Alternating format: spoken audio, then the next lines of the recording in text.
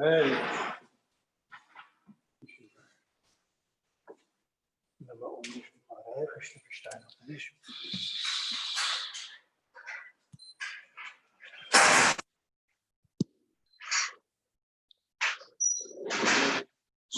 Gaurnitai ki jai. Jagannath Baladev Subhadra Maharani ki, Shri Shri Radha Sharad Bihari ki.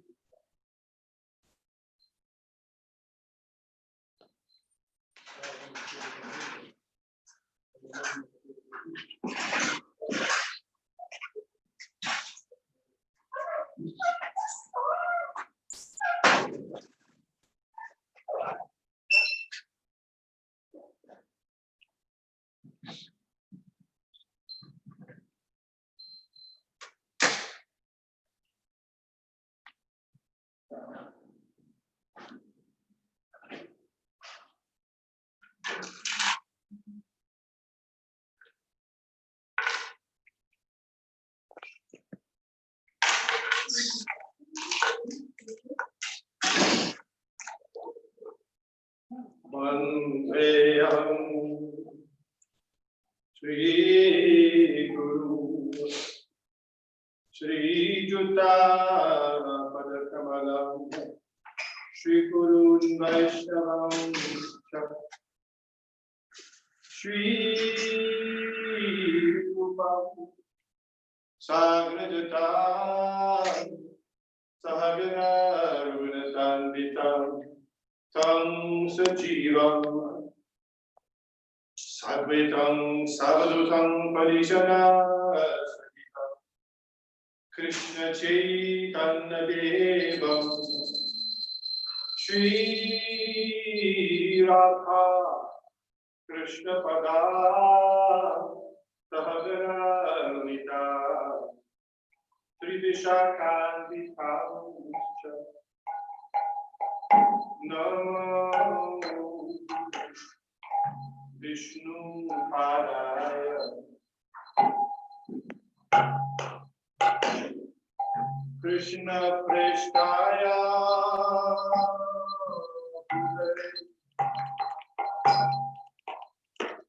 Sri Bhakti Bhakti Vedanta Swami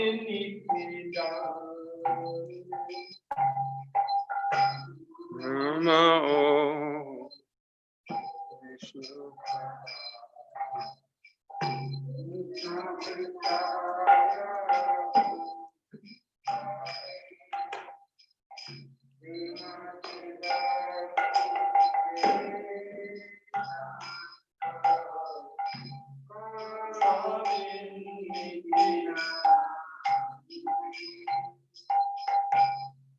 Namaste Saraswate Deve Gauravani Prachari De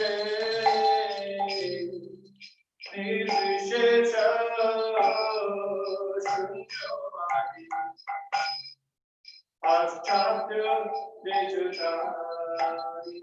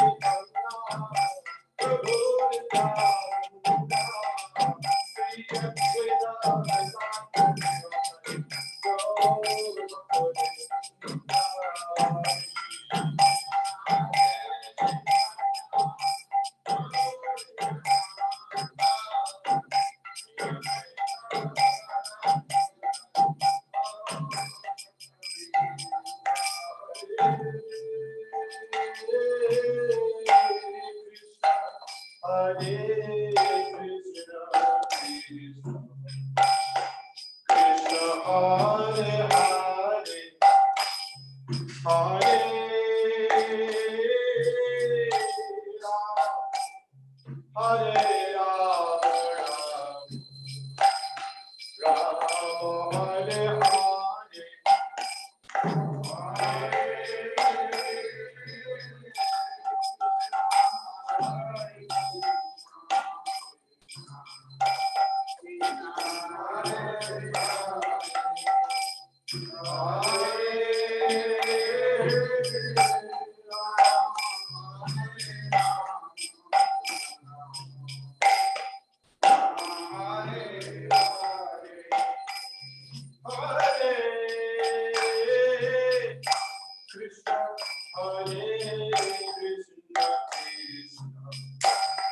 Krishna Hare Hare Hare Ram Hare Ram Hare Hare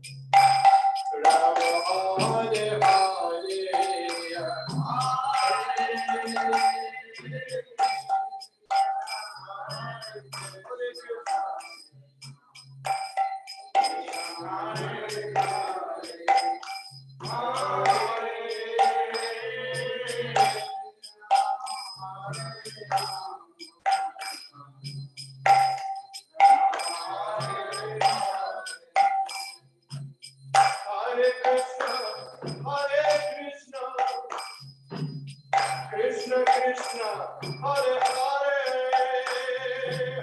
Hare Rama Hare Rama Rama Rama Hare Hare Hare Krishna Krishna Krishna Hare Hare Hare Rama Hare Rama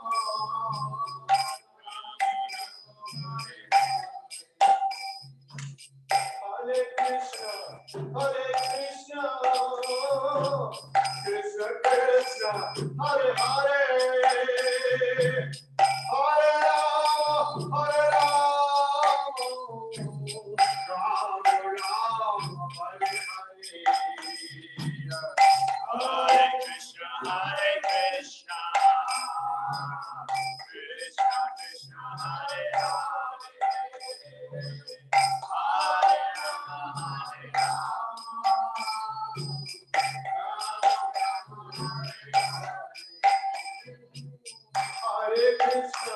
Hare Krishna, Krishna Krishna, Hare Hare, Hare Rama, Rama Rama, Hare Hare. Hare Krishna, Krishna Hare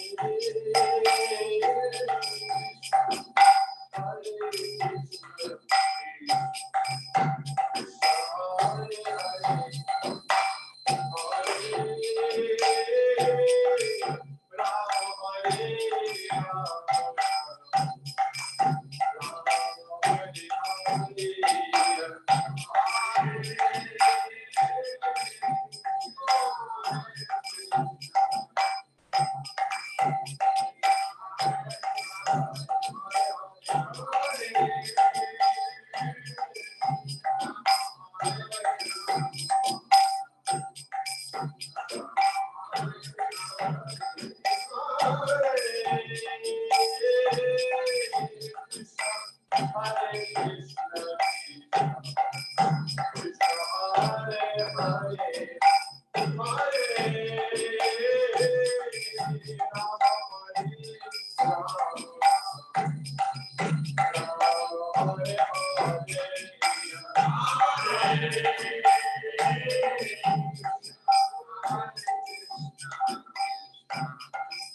Krishna Hare Hare Rama Hare Rama Hare Hare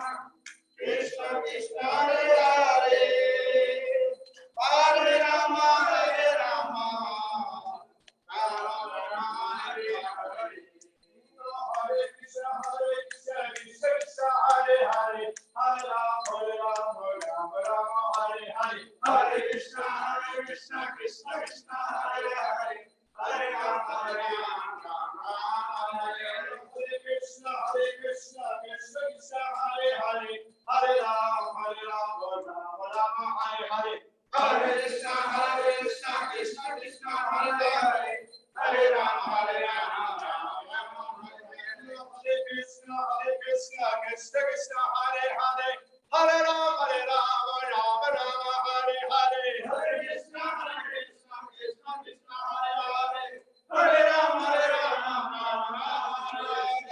Krishna, Krishna Krishna, Hare Hare, Hare Rama, Rama Rama, Hare Hare, Hare Krishna, Krishna Krishna, Hare Hare, Hare Rama, Hare Krishna, Krishna Krishna, Hare Hare, Hare Rama,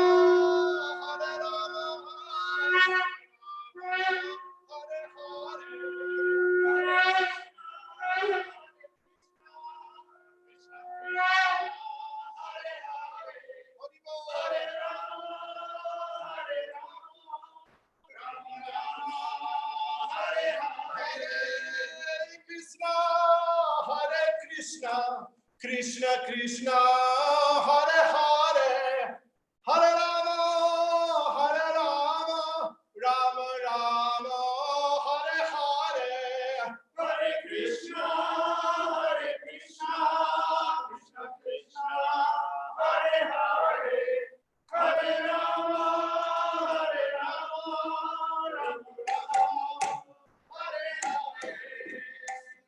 Jayo Vishnu Paramhamsa Parivrajak Acharya Ashotara Sata Shishimad Divine Grace AC Bhakti Vedanta Swami Maharaj Prabhupada ki jai.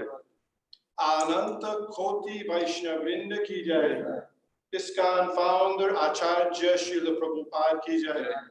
Nam Acharya Srila Haridas Thakur ki jai. प्रेम से कहो श्री कृष्ण चैतन्य प्रभु नित्यानंद श्री अद्वैत गदाधर शिवासादि गौर भक्तवृंद की जय। श्री श्री राधा कृष्ण गोपाल गोपीनाथ श्याम कुंद राधा कुंद गिरि गोवर्धन की जय। वृंदावन धाम की जय, नवद्वीप मायापुर धाम की जय, गंगा माई की जय, जमुना माई की जय, तुलसी महारानी की जय, भक्ति देवी की जय, Shomaveta Bhakta Vrinda ki jai. Gaur Premanande. Hare Hare Bol. All glories to the assembled devotees. Hare Krishna. All glories to the assembled devotees. Hare Krishna. All glories to the assembled devotees. Hare Krishna. All glory to Sri Sri Guru and Sri Gauranga. Hari Hari.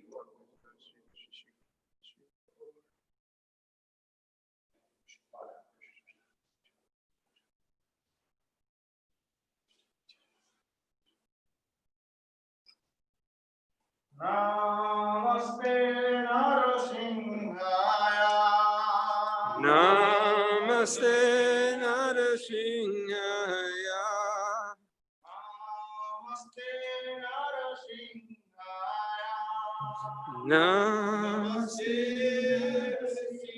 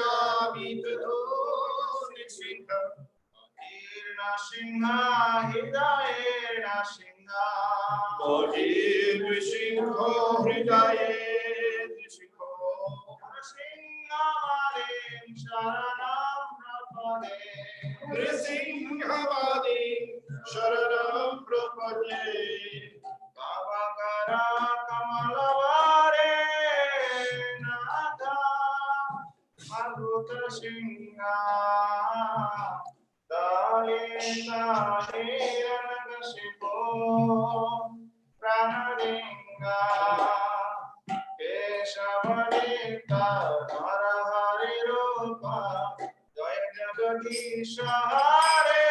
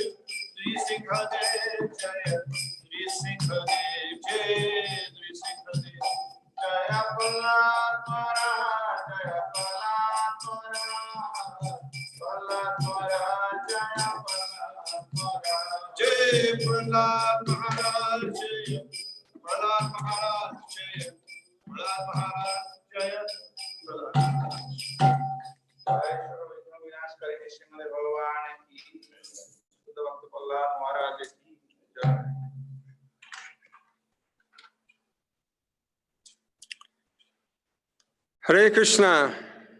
Welcome everybody to ISKCON of Philadelphia's Sunday Feast. My name is Dronacharya Das. I'm your servant here at ISKCON of Philadelphia, as well as a number of devotees here leading beautiful kirtan for the pleasure of their lordships. This is a continuation of our COVID Sunday Feast program. We're doing everything virtually. So thank you for everybody joining us on both Zoom and YouTube, those that are out there. Tonight, we're delighted to have our special guest speaker, His Grace Amarendra Prabhu. Amarendra Prabhu is a disciple of His Holiness Radha Govinda Maharaj, and he's also taking a lot of inspiration from His Holiness Bhakti Swarup Damodar Maharaj. He is the Bhakti Shastri from Mayapur. He received it at the young age of 19 years old. Although quite young, he's traveled the world quite extensively, giving classes and seminars and talks on Bhakti Yoga philosophy in over 100 cities throughout the world. He's quite well known. I know here in Philadelphia, he's quite well known for his talks on Srimad Bhagavatam and other devotional seminars. But outside of that, he's been invited to give, talks and classes on interreligious dialogues, topics on science and religion at notable universities such as MIT and Harvard. Again, it's a delight to have Amarendra Prabhu with us this evening. Amarendra Prabhu, are you there? Yes, Prabhuji. Yes. Have you ever been to Philadelphia, ISKCON of Philadelphia? I've never been there. You've never been, okay. I want to give you a quick darshan of our deities here before we begin, and you're going to no longer have to look at me anymore, and we're going to just come over here to His Divine Grace, Srila Prabhupada. Jai Srila Prabhupada. Jai. His Holiness Bhakti Churu Swami Maharaj. Jai, Jai. Jai. Here our Lordship, Shri Shri Gaur Nitai. Shri Gaur Nitai ki Jai. Jai. Jai. They're dressed in yellow and blue like Krishna and Balaram. So then we have Shri Jagannath Baladev Subhadra Maharani ki. Jai, Jai, Jai Jagannath. Jai Jagannath. And then our most beautiful Lordship, Shri Shri Radha Sharad Bihari. Sharad Bihari, wow. Jai Shri Shri Radha Sharad Bihari Joki, Jai. Such a beautiful name. Jai. Okay, so again, thank you, Amarendra Prabhu, for agreeing to come and speak to us this evening. I believe you're going to speak to us on a very important subject matter on how to deepen our surrender to Lord Krishna. So we're going to pass it back over to you. Can you? Is my voice audible, Prabhu? Yes. Okay. There we go. Hare Krishna.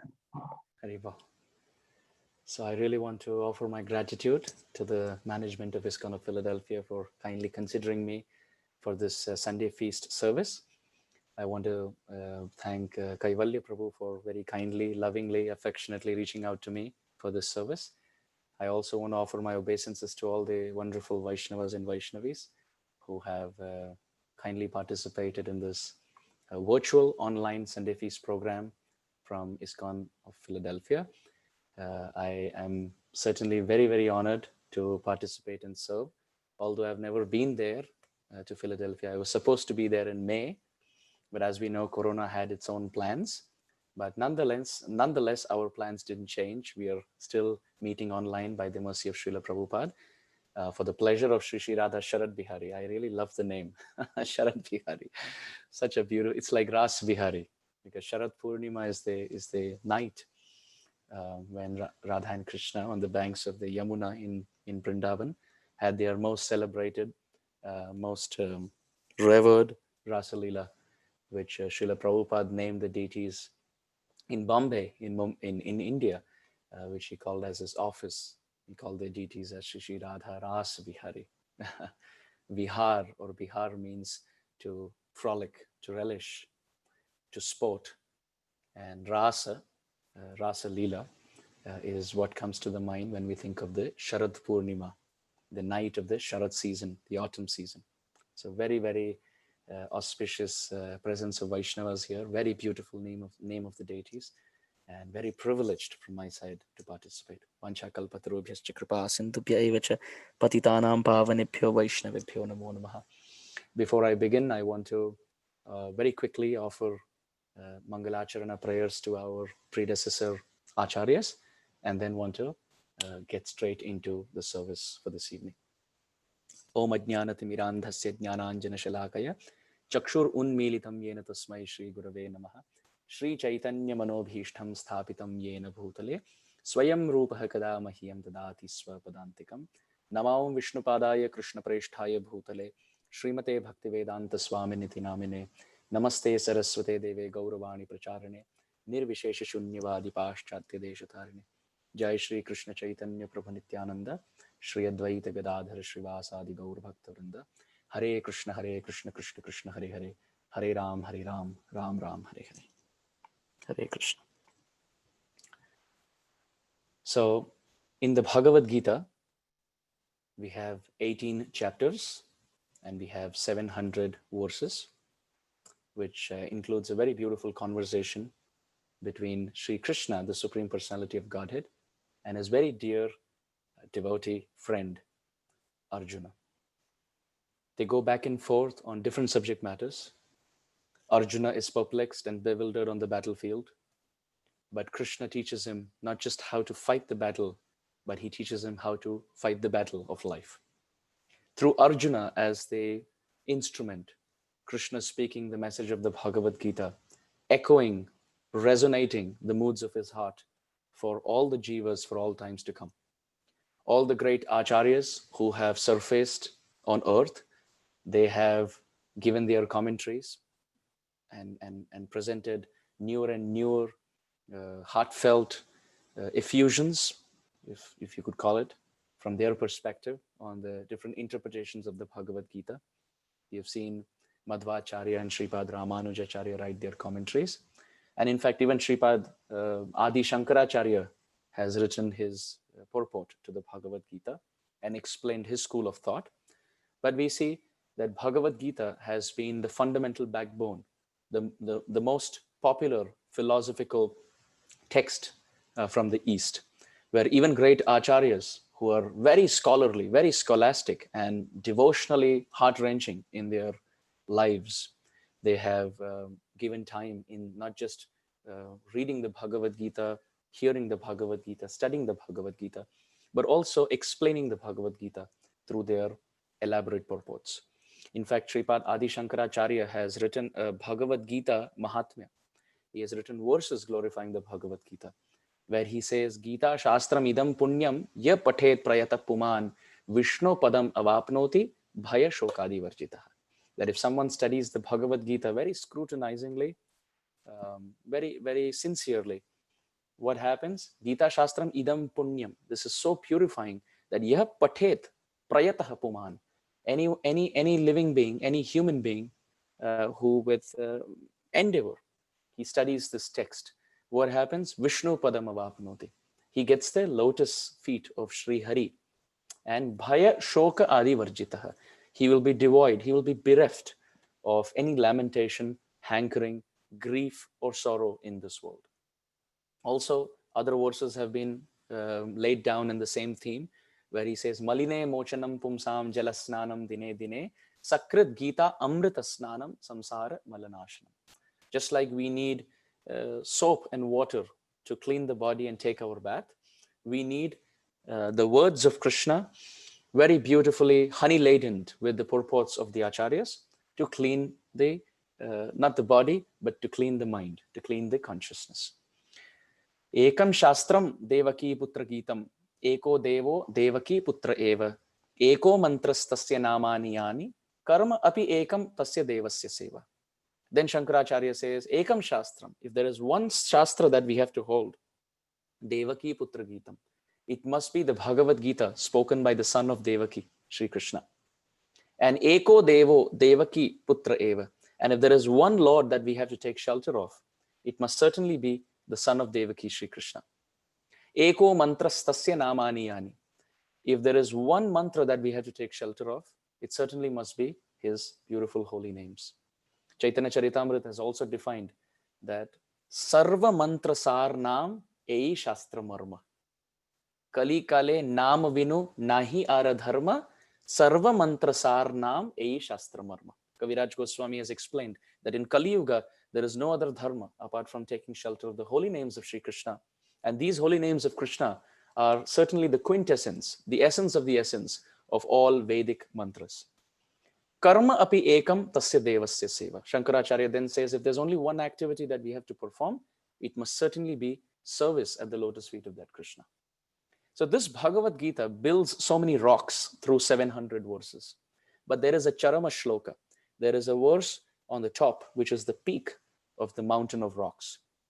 And that is the verse which extols the glories of Sharanagati or surrender. Krishna in the 18th chapter, he has very beautifully and very famously, he has proclaimed that Sarva Dharman Parityajya Mam Ekam Sharanam Braja Aham Tvam Sarva Papebhyo Moksheshyami Ma Shucha. That Sarva Dharman Parityajya. Give up all different kinds of thoughts. What does Sarva Dharma mean? Sarva Dharma means Mano Dharma, the fluctuations, the acceptance and rejections of the mind. The mind goes through Sankalpa and Vikalpa, Sankalpa and Vikalpa. I will accept, I will reject. I will accept, I will reject. Then he will say, I will accept this thought, then I will reject it. Then I will accept this, and then I will reject it. This is what the mind does. It's a bird with two wings of acceptance and rejection. So this is called Manodharma. Krishna says, Sarva Dharman Parityaja. Don't believe your mind. Then there is Deha Dharma. Deha Dharma means Varna Dharma, Ashrama Dharma, Rashtra Dharma, Jati Dharma, Kula Dharma, Linga Dharma. There is Dharma in the sense of the duty according to one's Varna. Brahmana, Kshatriya, Vaishya, Shudra. Then there is Dharma according to one's Ashrama.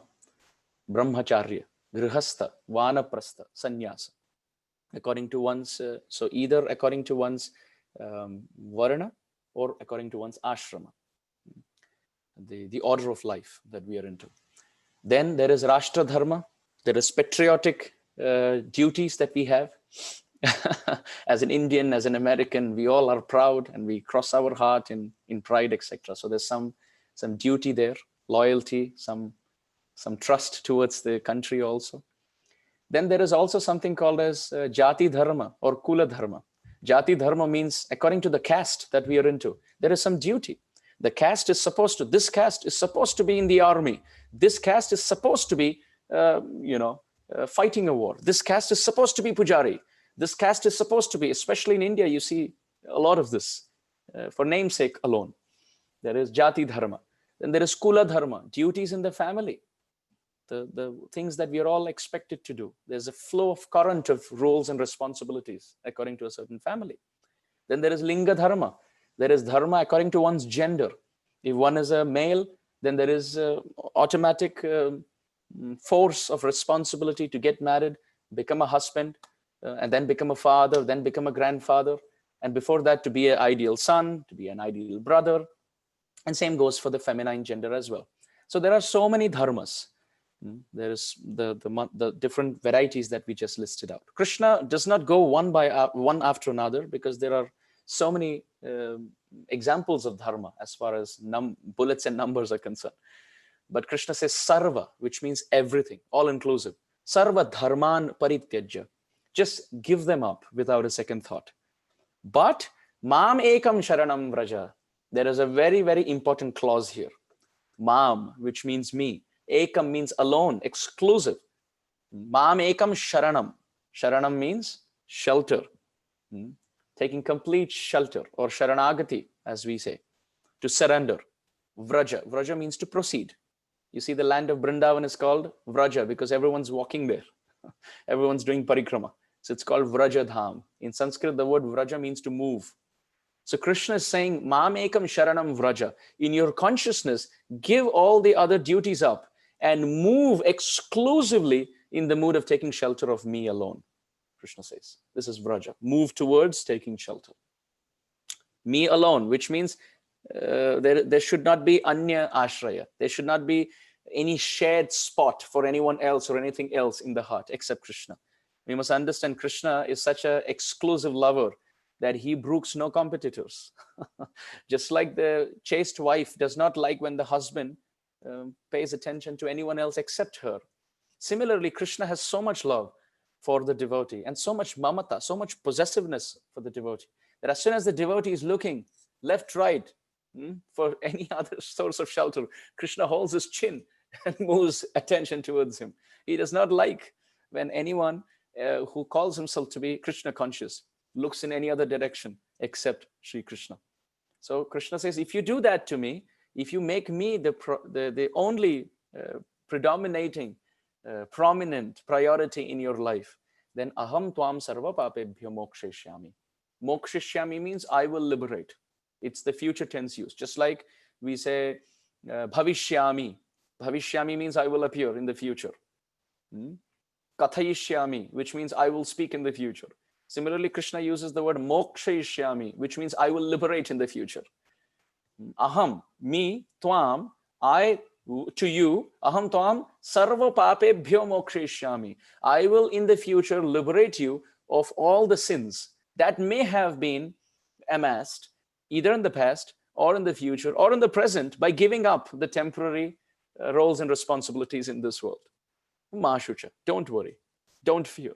You do what you have to do. You leave my duty to me. You don't give up, you don't worry too much about what I am supposed to do. I will do what I have to do with complete justice, but you just take shelter of me. Krishna is saying this.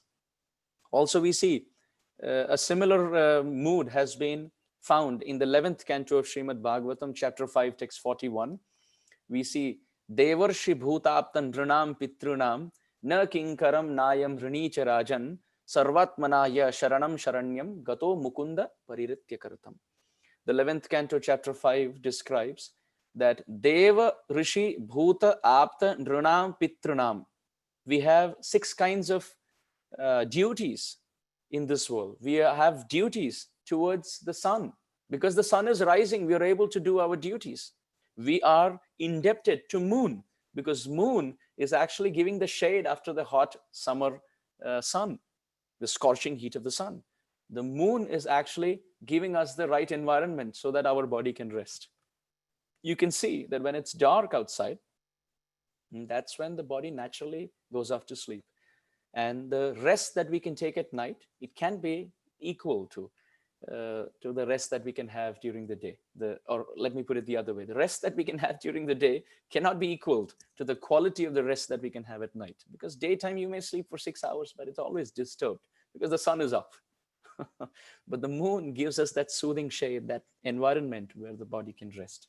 The moon also adds juice and flavor to our fruits and crops. And we see the sun and the moon are actually maintaining the whole universe. If they don't rise one day, they just say, well, we're going to have a corona lockdown too, and we're not going to rise. We're not going to give public darshan. Then life sustenance is certainly a predicament then. We are indebted to Vayudev for giving us the breath, in filling up our lungs. We're indebted to Mother Earth, Bhumi Devi, Samudra Vasane Devi, Parvatasthana Mandale, Vishnu Patnir Namastubhyam Padasparsha Kshamaswame. She's actually the eternal consort of Varahadev, but she's so humble. She lets us stand on her back every morning. So we are indebted to Bhumi Devi. We are indebted to fire because it's the friction in the throat which is letting us speak. It is the fire in the belly which is letting us digest the food that we have. So there is fire needed. It's very, very important. When we get very cold, we feel very cold, we need the fire, we need the heat. Of course, electricity is also the transformation of natural resources that are available. And then we are also indebted to Varuna Dev for water. We are indebted to Indra for rain. We are indebted to Annapurna Devi for the grains. We are indebted to Mother Saraswati for the learning. We are indebted to Lord Shiva, who's maintaining, or of course, Brahma and Vishnu and Lord Shiva, who are maintaining the three modes. We're indebted to Mother Durga for being the Katyayani Mahamaye Mahayoginyatishwari Nanda Gopasutam Devi Patim Me Kurute Namaha, for maintaining this whole world as the Jagadamba, Jagatadhatri, Jagata Janani, as the mother of this material world, as the jailer of this jail of material existence. So our list of the number of personalities we're indebted to is it's unlimited, it's countless. And then we are indebted to our forefathers for giving us the genes in the family line that we are able to practice bhakti. We are indebted to our parents. We are indebted to the Sapta Rishis who have blessed us. We are indebted to people in our past lives who have performed Shraddha for us and who have prayed for us. We are indebted to all the Siksha Gurus who have literally spent gallons and gallons of sweat, tears, and blood praying and begging us to become a devotee. We are indebted to everyone, actually, absolutely everyone. We are indebted to our relatives, Deva Rishi, Bhuta, Apta, Nrunam, Pitrunam. We are indebted to every person whom we meet and every person whom we don't meet. But ultimately, all of that feeling of gratitude should be directed towards whom? Sri Hari. Akashat patitam toyam yatha gacchati sagaram sarvadeva namaskara keshavam prati gacchati. Just like it rains in all directions, but ultimately all that rainwater gets into the ocean. It cascades itself into the ocean. So similarly, all our rivers of gratitude must ultimately go towards the ocean of Sri Hari, Paramatma. If he doesn't sanction, then everything is zero. If Paramatma leaves this body, then it's just a lump of dead matter. Then we're not taking anything from anyone. So we are ultimately indebted to Sri Krishna. So this verse that we are mentioning, it mentions that Sarvatmanaya Sharanam Sharanyam Gato Mukunda Pariritya Kartam. If we take shelter of Krishna completely, one-pointed, only Sri Krishna, Mam Ekam, Ekam Mam Sharanam, only Krishna. When we take complete exclusive shelter of Sri Hari, then we don't have to pay individual gratitude to all the controllers and all the different personalities. Just like we see that when we get into a shopping mall and we take different things from different aisles and we fill it up in our cart or our trolley, and we're moving from one aisle to another and picking it from one aisle to another, and so many different things, we're putting it into our trolley and we're moving. Our cart is completely filled, shopping cart is filled up with commodities. And now when we have to escape, we don't pay. What's going to happen? We all know what's going to happen. If we don't want to pay, but we want to just take it for free, we may think, well, no one's watching, I can just take it. That's a very foolish thought, because every aisle we can see is supervised by CCTV cameras. We can see, but they can see us sitting in one place. This is just an example of a shopping mall in this world. What to speak of the different kinds of witness that we have in this world who are doing it, who are supervising not just the activities, the words, even the thought process. So we also get a scanned copy, the soft copy of our thought process. Because sometimes someone could say, well, I did this, that's true, but this was my thought process behind it. So to debate that, inside the super soul is sitting. So he keeps a note. All these witnesses are keeping note outside, and super soul is sitting inside and keeping note within. So there's total transparency of every activity, and we are completely answerable to each one of them. If we speak lies, all of them would stand up and say, we're all witness that this person did this at this time, at this place. So we're answerable. So in a shopping mall, when we take things, because we don't see anyone supervising, and we try to escape, we will be penalized, we will be fined, and even probably thrown behind bars for further punishment. But on the other hand, when we're trying to escape, we show them a letter, and the letter is actually an authorization letter coming from the owner of the mall, who has told us to take all of this on his behalf. Then what happens?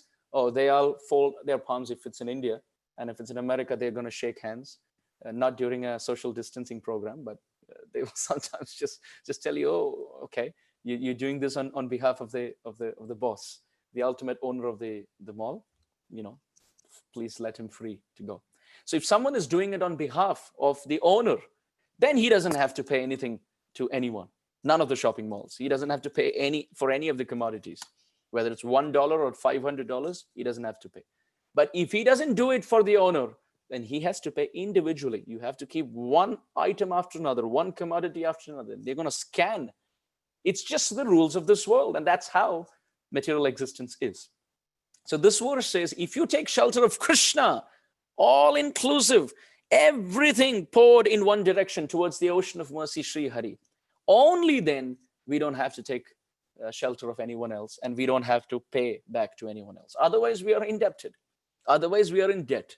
Sometimes as devotees, what we do, we are not completely surrendered to Krishna, but prematurely we say, oh, I am not indebted to anything. I don't have to perform shraddha. I don't have to do any I don't have to perform any social activities of responsibility and obligation. I am servant of Sri Krishna. None of this works, holds true for me. Well, that's true if we are ananya. We are taking shelter of Krishna, one-pointed. No other shelter, only Krishna, which is a very, very lofty, very high-class state of consciousness. Then we are not in debt, but otherwise we are in debt. So therefore, humility is the actual reality. When we think I'm very great, I know so much, I can sing so much, I can recite the shlokas, and I know so many books, I have read them, I have heard them, I have been to these places, and blah, blah, blah, blah, blah, all the different colorful feathers in our so-called cap. It's just lack of vision of how precariously insignificant we are. It's about there's a unlimited flow of list of things that we are indebted for. We are in total debt. It's like someone who has to pay back like $5 million to the bank, and he walks around with his visiting card saying that I am actually very rich. No, you're not. It's just that you don't know that you have to pay back $5 million or whatever. So we are all in that state. So therefore, humility is the only reality. To understand that I'm insignificant. I'm actually one of the insignificant ants in this creation of Brahma. I am one of those mustard seeds in the bag of mustard seeds. I am just one drop of water in the ocean of this material existence. I am insignificant. And I am not irreplaceable. This is reality. To understand this is reality. So therefore, Sharanagati, taking shelter of Krishna, that because I am helpless, because I am desperately helpless and hopeless in this world, my Lord, apart from you, I have no way to go. I have nowhere to go. I cannot individually water all the leaves in the tree of this material world. I cannot individually feed all my senses. But my Lord, you are the root to the tree of this world. You are the stomach to the body of the senses in this world, which means instead of watering every leaf of the tree, and instead of feeding every sense of our body, in the sense my eyes are hurt, I've been watching, let's say I've been watching the screen for 16 hours, my eyes are red and they're watering, they need some help. I can throw in some food there. I can throw in some rice grains. Or if my ear is hurting, I can put some rice grain here. Or if I write a 3-hour competitive exam with my hand, I can keep a piece of pizza here, saying that my hands are hurting, let me just keep it here. Irrespective of how tired the other senses are and how much there is a need to feed all of them, the actual proper way of the bona fide, authentic, authorized way of feeding and revitalizing, rejuvenating the body is feeding the belly. That's the proper source.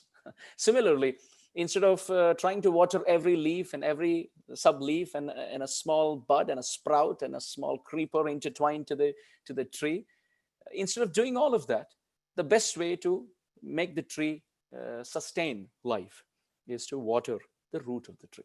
So the root of the tree and the belly to the body is actually the central hub where we can focus all our attention, and then the whole tree and the whole body gets nourished. This is actually a verse from the 4th canto of Srimad Bhagavatam, where it has been said very wonderfully that if someone waters the root of the tree, or if someone feeds the belly of the body, then what happens? The whole tree gets nourished and the whole body gets nourished. Very, very wonderful verse. Achyuta ijya is the word used. You can look up. Very, very beautiful verse. If someone serves Achyuta, who's the infallible Lord, pranopahara cha yatendriyanam tathaiva sarvaranam achyutejya.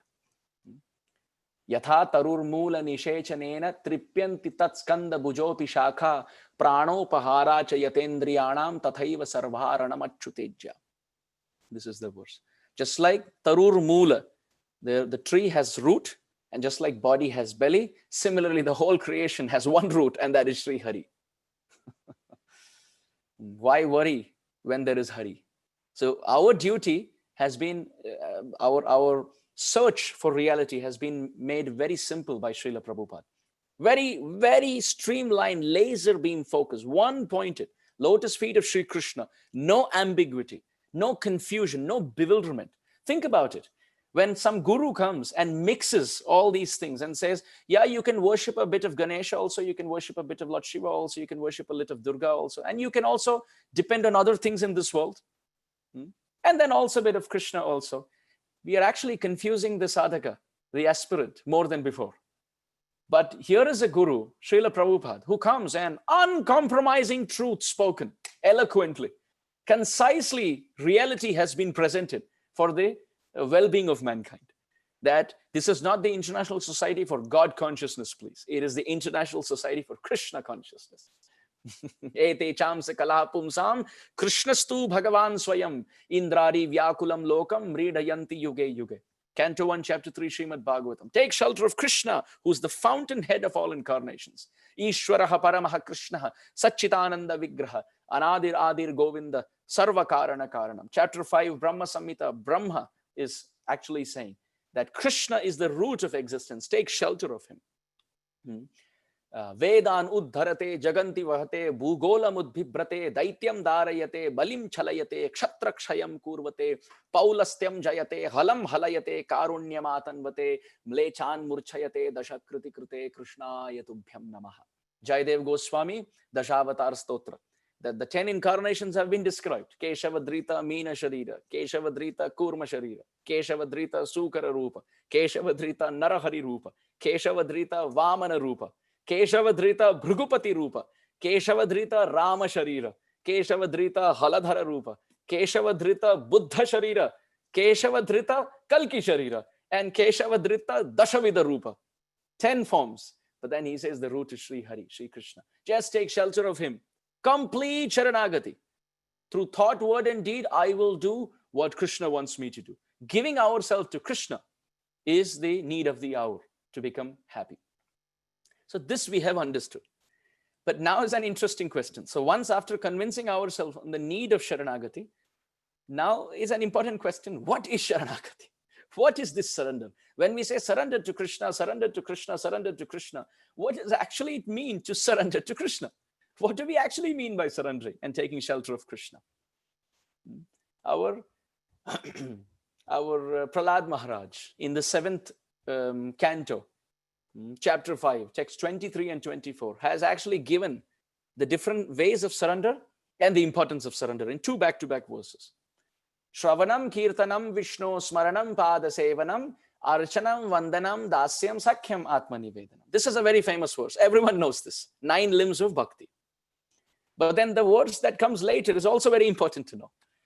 Prahlad Maharaj says, Iti pumsarpita Vishnu bhaktischet navalakshanam kriyeta bhagavati adda tanmanye adhitam uttamam. What does he say? He names 9 different limbs. Shravanam, to hear about Krishna. Kirtanam, to glorify Krishna, to speak about him, to sing about him, to chant about him. Smaranam, to remember Krishna. Pada Sevanam, to worship Krishna's lotus feet, or to worship Krishna with our feet in the form of circumambulation, or to remember the different signs and symbols at the feet of Krishna. Pada Sevanam. Archanam, deity worship. Vandanam, offering prayers. Shravanam, Kirtanam, Vishnu, Smaranam, Pada Sevanam, Archanam, Vandanam, Dasyam, to be in complete servitude. Sakhyam, to consider Krishna in spontaneous love as one's friend. And finally, Atmanivedanam, to give oneself completely at the lotus feet of Krishna, like Bali Maharaj did at the lotus feet of Vamandev. Yenna mata pumsa slagyatamam manye dandam arhattam arpitam yenna mata pita bhrata surhida chadishanti. 8th canto Bhagavatam describes Vamandev. He loved Bali Maharaj so much that he bound him up with ropes. He bound him up with ropes because he didn't want him to. He didn't want to lose Bali Maharaj. But the question is, who bound whom? Did Vamandev bind Bali, or did Bali bind Vaman? The natural answer is, well, Vamandev bound Bali with ropes. But the devotional answer is no. Bali Maharaj bound up Vamandev with ropes of devotion. So who bound whom? Bali Maharaj bound Vamandev.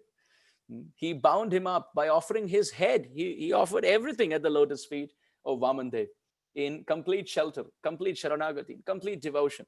So externally it seemed as if Vamandev bound Bali, but it's actually Bali Maharaj who bound Vamandev with devotion. That even when Bali Maharaj went to Sutal-lok, it was Vamandev who came there as a doorkeeper and protecting his dear devotee for all times to come. So these are the 9 limbs. But the next verse that we were mentioning, Prahlad Maharaj says, Iti pumsa arpita Vishnu bhakti chetna valakshana. First thing before these 9 limbs is pumsa arpita Vishnu. A person must arpita. Arpana means to offer. First step, the person must offer himself at the lotus feet of Vishnu. First step. Not performing Shravanam, Kirtanam, Smaranam. No. First, through thought, word, and deed, he must be completely convinced that I want to offer myself 100% without any analysis. Paralysis by analysis. We analyze so much that we get paralyzed and we don't do anything. So instead of this paralysis by analysis syndrome, instead of calculating that if I do this, what will happen? If I do this, who gets the credit? If I do this, who gets to know? If I do this, how many people will appreciate? Instead of doing all this and going through the motions of bhakti, Prahlad Maharaj says, first step, iti pumsa arpita Vishnu. First, the living being must completely give himself at the lotus feet of Vishnu. First step, iti pumsa arpita Vishnu. And then bhakti chetna valakshana. And then perform these 9 steps. Acha. If someone does not give himself first and just performs, what happens? And if someone gives himself and then performs, then what happens? If someone does not offer himself first and then goes through these different processes of chanting Krishna's name and hearing about him and reading about him and serving him and so on and so forth, he has not surrendered himself, but then is just going through these motions, then what happens? Oh, it's drama alone, nothing else. It is not bhakti. Because let's give an example. If there is someone, if there is a stage, a place of stage, a drama stage, play is going on. And then in that play, there are some who put on the cap as if sometimes, you have this cap which makes you feel externally that you're bald, but it's actually a wig without hair. It's the bald wig, so to speak. It's the bald cap. So it makes one feel that he's gone bald. So you cover your hair and you put this wig which goes over your hair. And there could be someone playing that role and with a shika there, a fake shika, and then kanchi and tilak and dhoti and kurta, and he's dancing on the stage. Now, please tell me, is he going through the motions of bhakti? Yes. Would you say he's a devotee? No. He's an actor. He's an actor. Why? Because what he's portraying is not what he believes in. What he's portraying on the stage is not what he's convinced about. He's doing it for the money. If the money stops for the character, he will not play the role anymore. Or the appreciation of the audience. If people stop clapping, he's not going to play the role of a devotee. He's going to probably change the dramatic art theater, and he's going to perform somewhere else. Wherever he gets appreciation and more money, let's say if someone's playing a devotee in a play, and he gets, let's say, X dollars for that act. And for that same act, he's getting 10X in another theater. He's going to go to the 10X because he's not being a devotee because he wants to be a devotee. He's trying to act as a devotee for the bucks involved in that. So this is a very, very interesting point. Let's think about it. Someone who plays that role for 2 hours, and then after that role is done, he moves through the motions and he probably smokes a cigarette or whatever. So he acted like a devotee on the stage, but because his real life is not in sync with what he acted, or his beliefs and his words and his actions are not in sync with what he portrayed, he's not a devotee. Is it not? Now for this same 2 hours act, now let's extend the time span by 20 years. Let's say someone's playing a role for 20 years, but what he's portraying, the kanti is the same, the tilak is the same, the dress is the same, the words are the same, but that's actually not what he believes in. He's doing that for something else. Prahlad Maharaj is saying, if this is the mood, then it is not bhakti. He may be chanting, he may be hearing, he may be serving Vaishnavas, but that is not bhakti. Why? Because he's not doing that because he believes in it. No, he's doing it for something else. So first step is Pumsa Arpita Vishnu. It's not hearing, chanting, remembering. That's not the first step. The first step is to offer oneself at the feet of Sri Hari, exclusively, 100% with complete conviction. Shraddha Shabde Vishwasa Kohe Sudrida Nishchoy. Krishna Bhakti Koile Sarva Karma Krita Hoy. Kaviraj Goswami in Chaitanya Charitamrita has said that what is proper faith? What is unflinching, unconditional faith? What is Shraddha? Which means if I give myself to Krishna, he will maintain me better than I maintain myself. This is faith. If I give myself to Krishna, Krishna will maintain me better than what I maintain myself. This is Shraddha. So if our words and our thoughts and our actions are consistently in sync for a long time, in a selfless mood of completely offering ourselves to Krishna, then Creator, Bhagavati Adda, Tanmanye Adhitam Uttamam. Prahlad Maharaj says, if he has first offered himself and then performs these different limbs, then I call that as bhakti. And that is the best thing one can learn. Because Hiranyakashipu is asking Prahlad, what's the best thing you have learned? So look at this, Srimad Bhagavatam. This is one verse of Srimad Bhagavatam. What depth? How much we can think about it? We can actually check our pulse. We can check our pulse.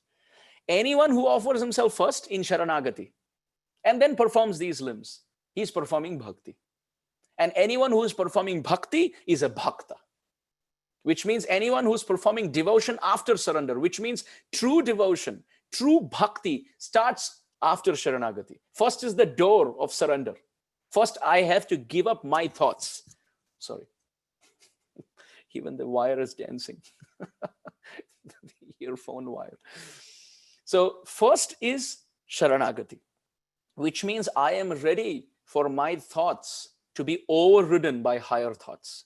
I am ready for my plans, my opinions, my thought process, my beliefs. I am okay for changing all of them. This is Sharanagati. When we go to our superiors and say, but I think like this. Oh, but I feel like this. Oh, I opine like this. Where is Sharanagati then? Where have we taken shelter? We are not coming there as a blank slate, a blank board to write so that superiors can write their script in our life. We are going there with a script that has already been written, and we justify and give reasons and excuses to keep that script intact. So which means there is no iti pumsarpita Vishnu. There is no arpanam. And we are going through these different limbs. This is bhakti in name only. This is not actual bhakti. This is not Shuddha bhakti. This is not devotion. So first we offer, and then we go through the motions and we perform Shravanam, Kirtanam, Vishnu Smaranam, etc. Then that is called devotion. And the person who is devoted on the path of devotion is a devotee. Do we see such a high term that is? We say, I am a devotee since 20 years. You know, that is actually a very, very pompous thing to say. It's a very, very arrogant thing to say. Very arrogant thing to say. When Sripad Madhavananda Prabhu, beloved disciple of Srila Gaur Govinda Maharaj, was asked that, how many years have you been in ISKCON? Madhavananda Prabhu said, I'm trying to join ISKCON. I'm trying to be a member of ISKCON. I want to enter ISKCON. I want to join ISKCON. Why? Because ISKCON means International Society for Krishna conscious people. Krishna conscious means what? Bhakti. And bhakti means first Sharanagati. We are saying I am part of ISKCON. We say I am a devotee. We say, I am a bhakta. And even to add more icing to the cake of our illusion is we say, I am a senior devotee. I'm an advanced devotee. We may not say it, we think, I'm a very exalted devotee. Everyone must offer their obeisances to me. They must eat remnants from my plate. They must glorify me. I must not be changed. I must not be chastised. I must not be corrected. Feedback should not be given to me because I am so perfect. What does he know? Think about it. We are living in actually a stool pit of avidya, ignorance. To be fallen and to be convinced that we are fallen is honesty. To be very exalted and to be convinced that I am fallen is humility. But to be very fallen and not to accept that and think I'm very great, oh, this is illusion. This is total pride. To be fallen and to consider that we are fallen is honesty. To be very exalted and to be convinced that I am fallen. Convinced, not mukhe bole, not through the lips, in the heart. This is humility. But to be fallen, completely abominable, third class, and to be convinced that I am first class. Just because some followers around are clapping and pumping the balloon of our false ego, we believing. It's almost like they are moving the key on our back. We are like a toy. You see, there are some toys like that. They have kartals in their hand, and then the kids come and they turn the key on the back of that toy, and the toy starts clapping like a monkey. We become like that. People around us, they use the key, and then we start believing and dancing according to their beliefs, and many of them may not even know Srimad Bhagavatam properly. So they may think any scent of any sentiment around any flavor scene of devotional activity, oh, this is wonderful, and they glorify and put us on the pedestal of unnecessary glorification. One senior Vaishnav, we met in Vrindavan, and we said, oh Prabhu, you're so exalted and your classes are so amazing and your inspiration is, we went on and on and on. And at one point he said, Prabhu, you can say whatever you want. I know what I am. It's not on public opinion. It's not like Krishna's going to ask, can everyone vote if you think he's Kanishta, Madhyam or Uttam Adhikari? And then everyone says, yes, Kanishta. Or everyone says Uttam, Uttam, Uttam, Uttam. And Krishna says, okay, yes, you're on public vote, you have been elected as an Uttam Adhikari. That's not how it is. It's about, we have to check our own pulse and to see how many of these qualities are there. How much are we actually offering ourselves? Prahlad Maharaj said, first offer, then perform all this. But then our question could be, whom do we offer it to? Krishna? How do we offer it to Krishna? How do we offer ourselves to Krishna first? Now is the actual point. How do we first offer ourselves to Krishna? Krishna has two forms. Siksha Guru Keto Jani Krishnera Swarup. Antaryami Bhakta Sreshtha Ei Dui Roop. Eka Bhagavata Bada Bhagavata Shastra. Ara Bhagavata Bhakti. Ara Bhagavata Bhakta Bhakti Rasapatra. Kaviraj Goswami has said there are two forms of Vishnu. One is Vishnu and one is the dear devotee of Vishnu. A great Vaishnava. Sakshad Haritvena Samasta Shastair Uktas Tatha Bhavyata Eva Sadbhi Kintu Prabhorya Priya Eva Tasya Vande Guru Shri Charanara Kaviraj Goswami, our Vishwanath Chakravarti Thakur has said that the Guru is actually non-different from Sri Vishnu, and taking shelter of Sri Vishnu in the form of Sri Sadhu Guru. That is the proper way of offering ourselves. So point number one is Sharanagati is very important for us because we are in debt. Point number two, Sharanagati is the door to Bhakti. Before Bhakti comes Sharanagati. It's utmost important and essential that we first surrender ourselves and then we perform this under the right guidance. Then what is performed could be called as Bhakti. Still not Shuddha Bhakti. It could be Karma Mishra Bhakti, Jnana Mishra Bhakti, etc., etc. Then when it gets pure and pure and pure and very pure, spotless. Savai pumsam paro dharmo yatho bhakti radhokshaje ahaituki apratihataya yatma suprasidati anyabhil ashita shunyam jnana karma dhyanavritam anukulyena krishnanushilanam bhakti ruttama. When it becomes spotless, unconditional, unmotivated, uninterrupted, completely loving, transcendental, affectionate, then it is pure bhakti. But for point number two, for something to be termed as bhakti, it must be through the door of Sharanagati. Point number three, Pumsarpita. Whom should we offer ourselves to? We should offer ourselves to Vishnu or Krishna. And we cannot see him. How do we offer? We offer ourselves to him through his sadhu guru, through his representative. Janasya Krishnad Vimukhasya Daivat Adharmashila Sudukhitasya Anugrahayeha Charanti Nunam Bhutani Bhavyani Janardhanasya. We offer ourselves to a great soul, a spiritual master of the highest caliber. And then we let him write the script in our consciousness. If he says turn right means turn right. If he says turn left means turn left. Not that we ask him, your left or my left. No, his opinion, not my opinion. Chaitanya Charitamrita, look at these two beautiful verses. Kaviraj Goswami says, Guru Krishna Rupa hoy Shastre ra Pramane, Guru Rupe Krishna Kripa kore Bhakta Gane, Mahat Kripa binu konu karma bhakti nae, Krishna Bhakti dure raho sansar nahi kshay.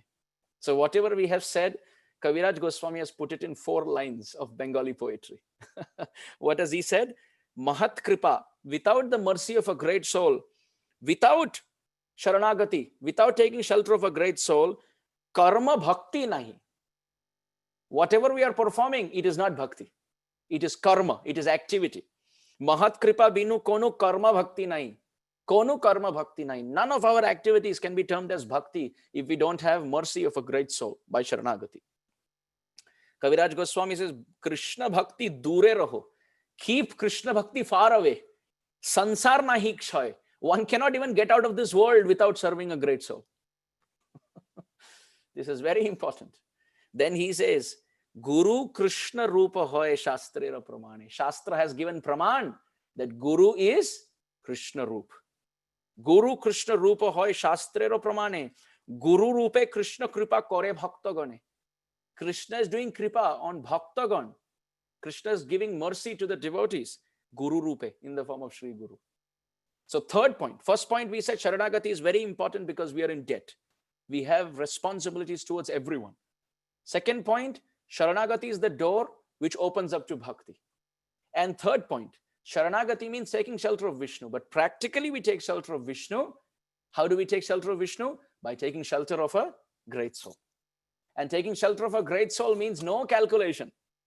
Nishkapat Vishrambha Guru Seva. Nishkapata means no duplicity, no hypocrisy. Not trying to serve Guru, just to get some appreciation from him and pat on the back so that everyone will know I am Guru Sevak. Or if I am very dear to Guru, then in all the photos I will be there with him. This is all kutinati. This is all weeds which are choking the bhakti lata, the creeper of devotion. First thing, saralta hi vaishnavta.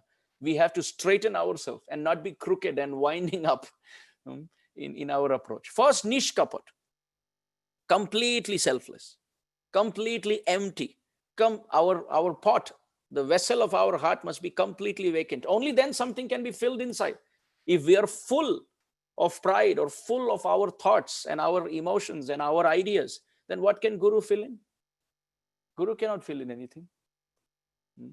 If we surrender to Sri Guru completely, his Vani is all that matters in my heart. If he says, oh, you go to China and you preach, Srila Prabhupada tells Tamal Krishna Goswami Maharaj, go to China and preach. Oh, yes, I will go to China. And then revolution in China. Prabhupada says, I want 24-hour kirtan. Sripad Ayendra Prabhu, 24 years he slogged from 1986 to 2010 in Vrindavan in setting up a 24-hour kirtan.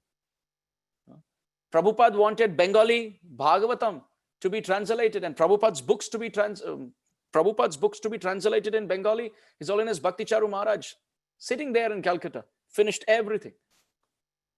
His Holiness Jayadvaita Maharaj was recently saying, such a difficult task. Why?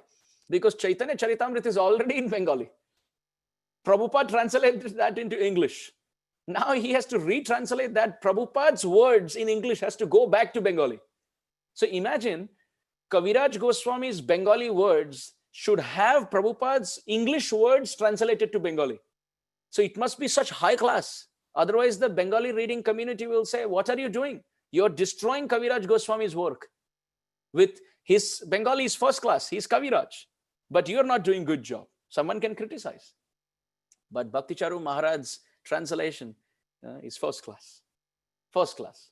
Many times devotees who are learned in Bengali also, they say, oh, this kind of word usage is difficult to find. It is very, very shastriya, very much like literature. So the point I'm making is, Prabhupada also, one word of Saraswati Thakur, and at the age of, 69, Prabhupada is here at Commonwealth Pier in Boston. At the age of 70, first Mangalarti begins in the Western world. Who would have envisioned all this? But this is all by Guru Sharanagati, by taking shelter of being Guruva Ashrita, completely sheltered at the lotus feet of Sri Guru. Completely sheltered.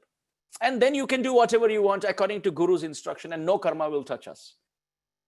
If someone takes a gun and shoots down 500 people in the middle of the street, what will happen to that person? He will be given capital punishment, death sentence.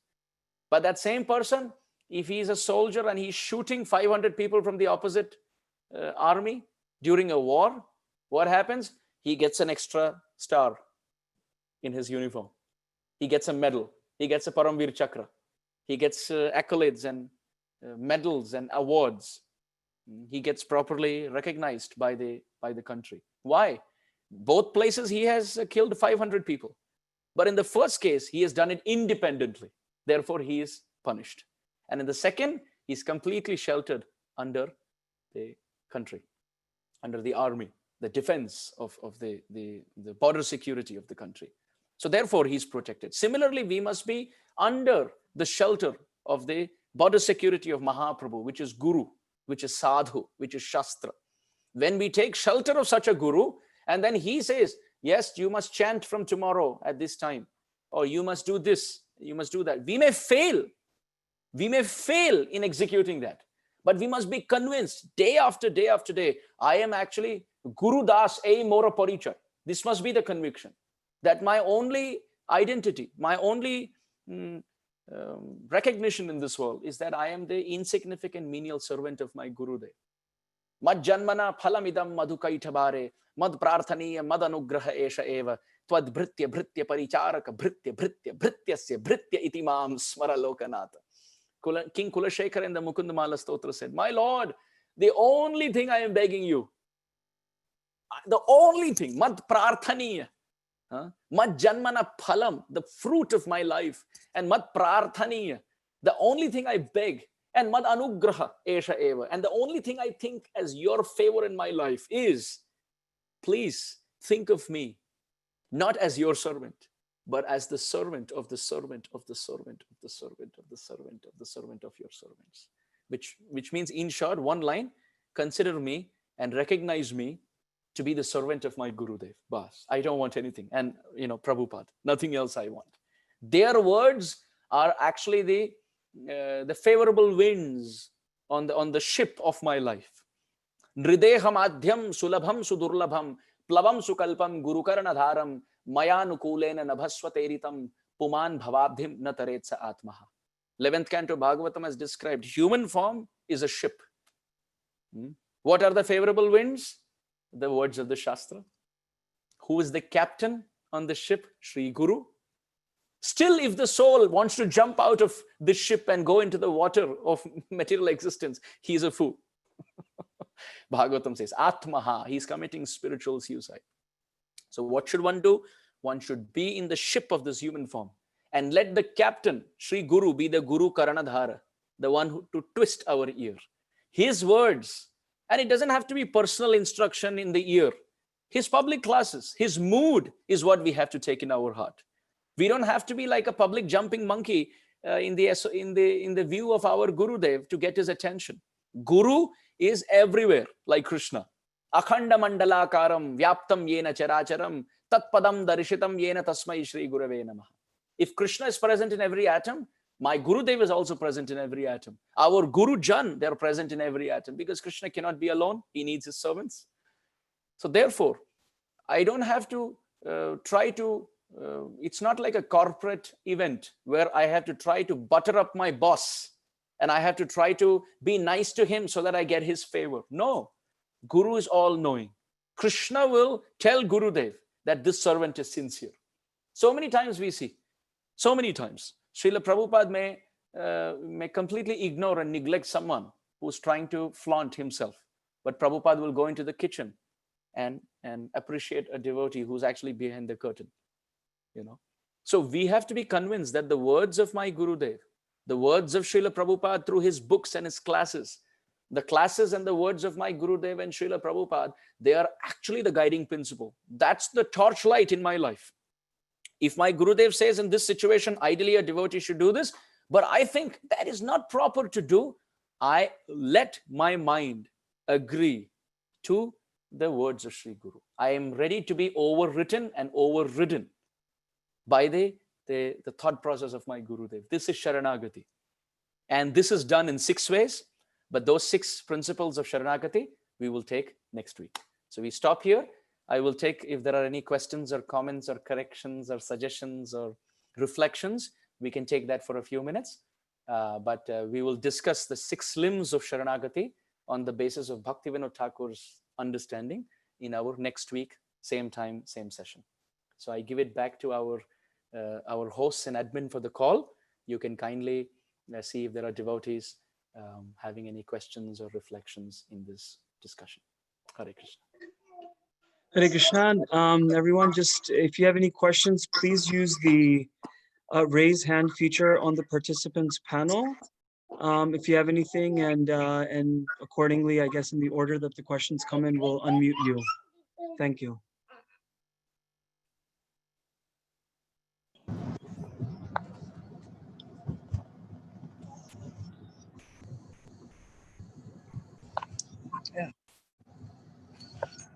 Hare Krishna. Hare Krishna. Prabhu.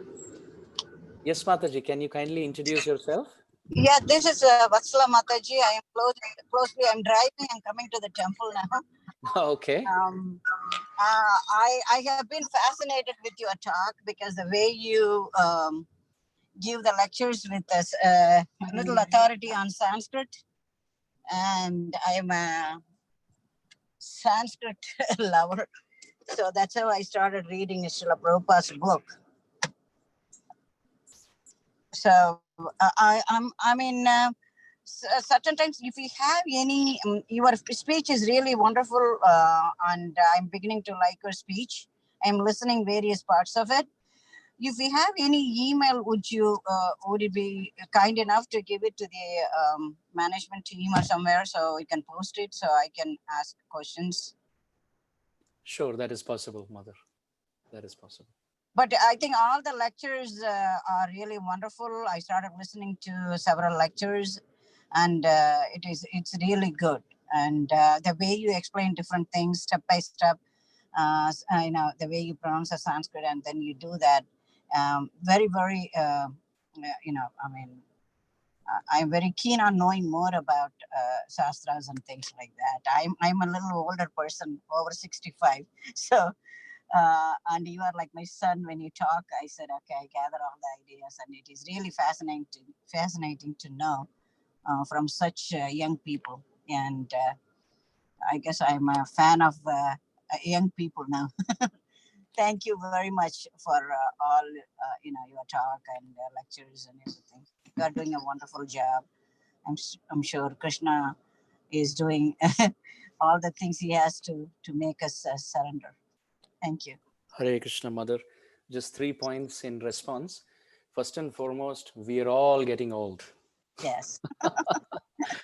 Prabhupada would say, when Prabhupada used to be asked that, why do you have so many young people in your organization? Mm-hmm. And Prabhupada would say, immediately Prabhupada would say, why do you have so many young people in your university? And they would say, because the youth is the time to learn. And Prabhupada would say, exactly, youth is the time for Krishna consciousness. And another time when Prabhupada gave sannyas to people who are very young, one reporter asked, Swamiji, I have heard that sannyas is supposed to be given to older people. Why are you giving sannyas to people who are young? Mm-hmm. Prabhupada immediately shot back by saying, what do you mean by old?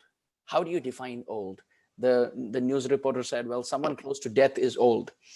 So Prabhupada said, so can you say that I am older than you? And can you say that you're not going to die before me? She said, no, I can't. Prabhupada said, which means we are all old. Mhm. So therefore, we say, I am 8 years old, I am 20 years old, we are Dhanwad. 65 years old. So we are all getting old. Therefore, we all have to take up to Krishna consciousness on emergency. That is point number one. Now, point number two is if the Sanskrit language is inspiring you to take to Srila Prabhupada's books, then the language has met its target. If by speaking Bengali, somebody takes up to Krishna's Prabhupada's books, then we should speak Bengali. If by we singing and dancing, if somebody is going to take up to Prabhupada's books, then we will sing and dance. For us, the principle is everyone must come to the lotus feet of Srila Prabhupada, who in his old age, at the age of 70, he wrote so many texts, more than 80 texts, 80 books, and built more than 108 temples, and made more than 5,000 disciples, and spread Krishna consciousness far and wide. So his books, his outburst of transcendental ecstasy is our aim. And whatever we have to do to bring everyone to the lotus feet of Prabhupada and his books, then we must perform that. And third, and the most important point, I will accept your affectionate blessings and prayers in your kind words, but actually I don't deserve all that, because all those things that we are speaking and reading and sharing, it is coming from the predecessor Acharya. So, Srila Prabhupada Kripa, Yogyata vichare kichu nahi pae, tumaro karuna sar, karuna na hoile kandiya kandiya prana na rakhi boar. That it is actually Srila Prabhupada and Sri Guru who are actually speaking, and what we are hearing is actually an echo. So if the echo is offered some appreciation, imagine how sweet the original sound is. Yes, Thank you, Hare Maharaj. Krishna. Yeah, I have a question. My name is Jagan Yamuna. Pranam. Hare Krishna. Pranam, pranam. I recently, one of my friend forwarded a message, a clipping of your speech, describing about one of the sloka from Venkatesha Suprabhatam. I was so moved when you explained it. I don't have the capacity to repeat the slokam, but it's all about how pull you out in the line if you want to stand there for more Shri than one. Swami Pushkarani Kaplava Nirmalangaha Shreyorthino Haravirinchi Sanandanadhyaha Dware Vasanna Varavetra Hatottamangaha Shri Venkata Chalapate Tava Suprabhatam. The question is, thank you so much for repeating this for me.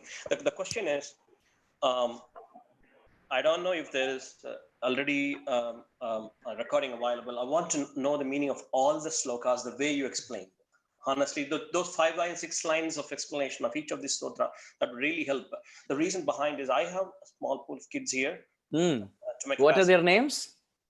My youngest one is called Kaustuba. She is in 4th grade, and my son's name is Vagish. Vagish Yasya Vadane. Yes. Wow. So, and they were also listening to this, and then they asked me in turn. They have been raised here, so they asked me in turn if I could explain all the sutras. I have some books, but not to this degree I can speak out. Then I said, well, you know what, I probably have to check with Swamiji here. In case if you have the meaning of all of these in the same fashion that you explained, that will be very helpful for. Actually, this is a very interesting point, because we don't have like that. Honestly, I at least have not served that series. But that actually brings in a thought that it will be very nice if for the service of the Vaishnavas, if that can be undertaken. So Krishna willing, if that project is undertaken in the future, I will definitely share it with like-minded, interested devotees. But the essence is certainly very wonderful, that when we understand what we are chanting, then the depth in our emotion is bettered. Right? Sometimes like M.S. Subbalakshmi has been chanting Bhaja Govindam, Govindam, Bhaja Mudhamate for generations. And right from childhood, I have grown up hearing Kamala, Kuchachuk, Chuka Kumkumato, Niyataru, Nitatula, Nilatano, or Ajnanina, Maya, Doshanna, Teshan, Vidishan, Hare, Kshamatwatwam, Shesha Shaila Shikamane. I have heard this But only when we read the meaning, it's like, oh, it is so beautiful. This is how beautiful it is. So devotion is not the path of repeating like a parrot. Devotion is actually understanding what we are saying and then offering our heart's emotion with genuine sincerity to the Supreme Lord. So again, coming back to Prabhupada, I want to offer credit to him because Prabhupada did something that was unimaginable. He gave word-to-word meanings for every verse of every chapter of every volume of Srimad Bhagavatam. Srimad Bhagavatam has 18,000 verses. Bhagavad Gita has 700 verses.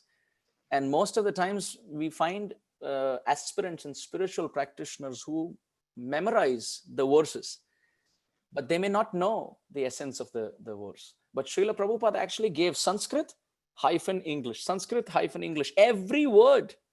In fact, the whole Chaitanya Charitamrita, which is in Bengali, Prabhupada has given word to word to English for verse by verse, and the whole Bhagavad Gita, whole Bhagavatam. So Prabhupada's mood was we should study verses, we should study Shastra with patience and with integrity to that language, and not just memorize it by rote or whatever. So I really like that you raised that point, and all glories to Prabhupada for making it accessible and digestible in modern times. Thank you, bro. Next, we have Madhavi Gurangi. You are unmuted now. Hare Krishna, Prabhuji. Hare Krishna, Mataji. Thank you so much for giving an excellent class, Prabhuji. So today my question to you is that you said that we need to test our own nerve to see where we are rather than flaunting about our, devotional service. Or so my question is that what are the parameters through which we can test ourselves where we are in Krishna consciousness? And the other point, or you can say other question I have is appreciation, like whatever service you do, or even lits and bits here and there in house, when you get little bit of appreciation, it always gives you encouragement. So how we differentiate between the appreciation from the flaunting part, So I just want to know, yes, what are the parameters, and also how we not take appreciation and always think that we are menial servant and just do it without taking any credit of it. correct. Very nice two-part questions, or questions with 2 parts. So I would like to take them in the same order. First question is, what are the qualities that we can check for ourselves to see the pulse of devotion in our own life? There are a few sections we find in Shastra that I will like to point towards. Chapter 13, Bhagavad Gita, text 8, 9, 10, 11, 12 is a very good section to introspect. Again, I'll repeat, chapter 13, Bhagavad Gita, text 8, 9, 10, 11, 12 is a very good section to read through to see what qualities we are developing. Another section from the Bhagavad Gita is chapter 12, text 12, 13, 14, 15, 16, 17, 18, 19, 20. Chapter 12, text 12, 13, 14, 15, 16, 17, 18, 19, 20. It's called as the qualities of the devotees. Advaishta sarva bhutana maitra karuna evacha nirmamo nirahankara sama dukkha sukha kshami santushtam satatam yogi. Krishna goes on to describe. So that is another section. Third section, so these two I will not spend time explaining because we will go beyond the time, but it's something that is self-explanatory, so we can read. Another very good verse that we can remember or we can go to is Canto 3, chapter 25, text 21 and text 25, both. Canto 3, Srimad Bhagavatam, chapter 25, text 21 and 25. Titikshava karunika surida sarvadehinam ajata shatrava shanta sadhavo sadhu bhushana satam prasangam mama virya samvito bhavanti ritkarna rasayanam katha tajjoshanat asu apavarga vartmani shraddha rati bhakti anukramishati. Again, 2 verses. So I said chapter 13 Bhagavad Gita, chapter 12 Bhagavad Gita, and 3rd canto, chapter 25 Srimad Bhagavatam. So these 3 sections we can read on our own. They give list of qualities, so we don't have to repeat. Another beautiful section that we can read comes from the Chaitanya Charitamrita, where 26 qualities of a Vaishnava are described. 26 qualities of a Vaishnava. Again, you can even Google search 26 qualities of a Vaishnav. You can get the list. So that is another section of the Shastra that I'm pointing towards. Then one section of Shastra that comes to my mind on what qualities should come up, that comes from Bhakti Rasamrita Sindhu, 9 qualities. Shanti, Kshanti, Avyartha Kalatvam, Virakti, Manashunyata, Asha Bandha, Samutkantha, Namagane, Sadaruchi, Leelastad Guna Akhyane, Preetistad Vasati Sthale. 9 qualities of someone who's very advanced. So this also you can Google search, 9 qualities of Bhava Bhakti. So we said about 13th chapter, 12th chapter, 3rd canto, 25th chapter. We said about Chaitanya Charitamrita, 26 qualities. We spoke about the 9 symptoms of someone at Bhav. But however, keeping all that aside, I must also share something because you've asked me. So there are 6 qualities of someone who is surrendered. And this will be the topic of our discussion for next week, but I'll just name them. There are 6 things needed for someone to check the pulse of our Sharanagati. 6 qualities. What are they? Anukulyasya sankalpa, Pratikulyasya varjanam, Rakshishyate iti vishwaso, Goptritve varanam tatha, Atmanikshepa karpanyo, Shadvidha Sharanagati. 6 qualities of someone who is surrendered. What are they? Anukulyasya sankalpa. How eager, how enthusiastic is he to accept only those things which are favorable for bhakti? Sometimes we like things which our mind is attached to, our senses are attached to, but we know it's not good for bhakti. We know, but somehow we still go ahead and do it because we like it, right? So that is not Sharanagati. If something is very, very tempting, but it is not something that is favorable for bhakti, we should give it up. And something that is really, really boring and very distasteful, but it's very good for bhakti. Let's say like our japa. Something that we sleep and doze off. We are bored and we find no taste. Rupa Goswami has said, Tunde tandivini ratim vitanute tundavali labdhaye karana kroda khadambini ghatayate karnarbude vyaspruha cheta prangini sangate vijayate sarvendriyanam kritim no jani janitakhi abdir amritair krishneti varnadvai. That these 2 syllables, Krishna, are so intoxicating that we feel like having thousands and thousands of tongues. Well, we also feel like having thousands and thousands of tongues because at 11:30 at night, our rounds are not finished. So we want thousands and thousands of tongues so that we can chant parallelly and finish our rounds, right? But we don't have so much taste. So something that we don't have taste in. Okay, something that we find no taste in. But if it's good for our bhakti, we should take it up. But something that is very tasty for us, but may not be good for bhakti, we should give it up. So these are the 2 things: to accept the favorable, to reject the unfavorable. The third is to be completely convinced that Krishna is my only protector and nothing else. Of course, I will elaborate on these 6 next week, but just for the record purpose, Krishna is my only protector. Third. Fourth is Goptritve varanam tatha. Krishna is my only maintainer. I don't depend on anyone except Krishna to maintain me. 5th is Atmanikshepa, to throw oneself at the feet of great souls. And 6th is Karpanya, complete humility, no pride, pridelessness. Shadvidha Sharanagati. If these 6 things, to the degree these things are developing in our consciousness, to that extent, we are advancing. So these are my responses to the first part of the question. The second question was, well, we all need some encouragement and appreciation. So how do we differentiate between the need for appreciation and encouragement to the need of false ego of self-aggrandizement or aggrandizement by others, where we need flaunting and glorification, etc. Well, we need encouragement only when we are going down in our spirits. Like, I don't feel like doing this, what do I do? And when a devotee says, well, you can do it. Come on, Prabhuji, in the past you have done it, and I think you should not worry. Go ahead. And he may appreciate some of our activities at that time. So encouragement needed is not something that we need every day. The need for encouragement is not something that we need every day. It's only when we are going down in our moral spirits of bhakti. And as far as appreciation is concerned, it's definitely a nature of human consciousness that we like when someone appreciates us. But the interesting thing is, we must be convinced, whom do we want that appreciation from? This is very important. Do I want that appreciation from my Gurudev, who selflessly loves me and who has taken this uphill task of lifting me up from this well of material existence? Or do I want appreciation from any Tom, Dick, and Harry in this world? From anyone in this world? Is might right?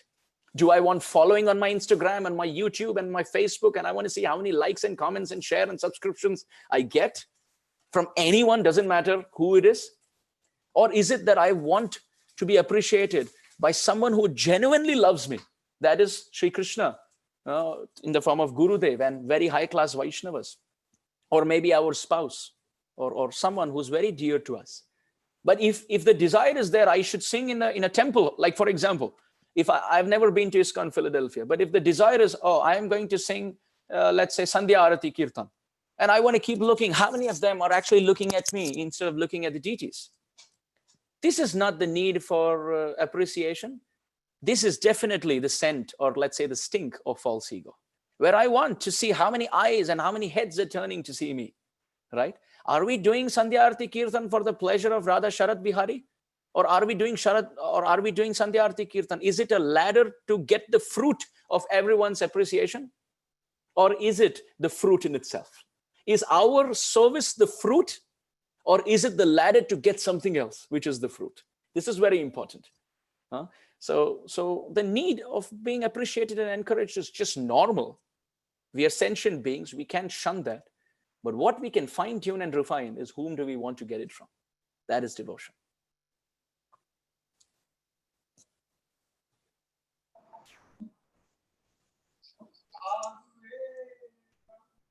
Hare Krishna. So beautifully said. Thank you, Amarendra Prabhu. You really drove home so many points throughout the lecture. I particularly appreciate your points on humility and making us aware of how the false ego is so prevalent and really just makes a fool out of us.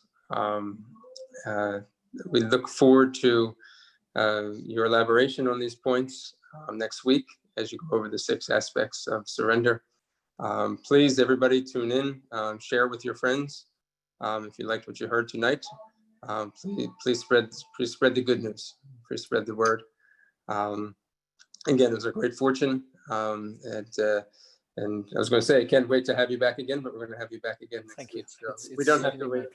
Certainly my pleasure.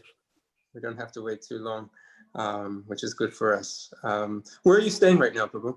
I'm in Atlanta. Atlanta, okay. Yes. Good. A couple of things coming up this week I wanted to announce. On Tuesday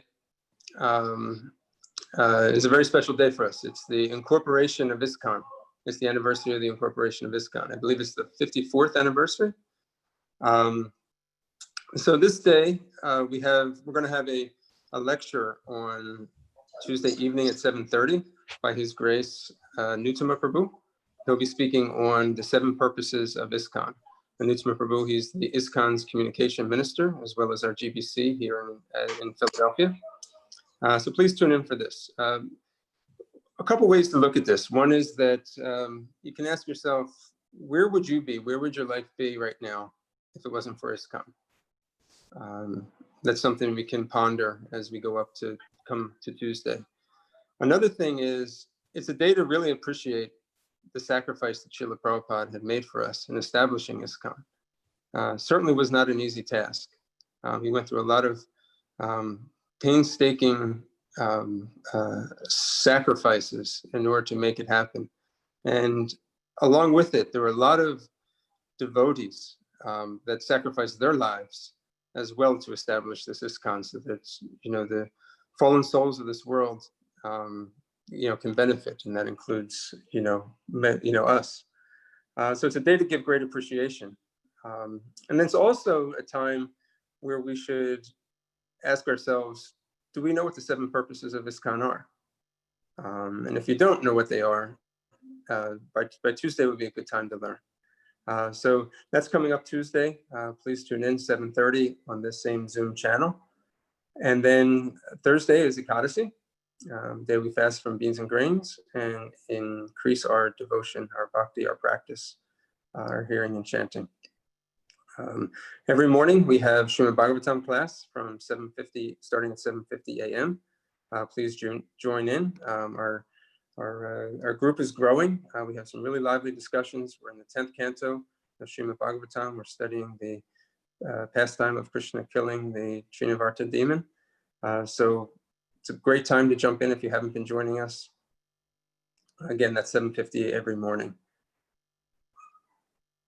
Tonight, we have, for those that you have RSVP'd for Prasadam, you can start picking up starting at 7:15.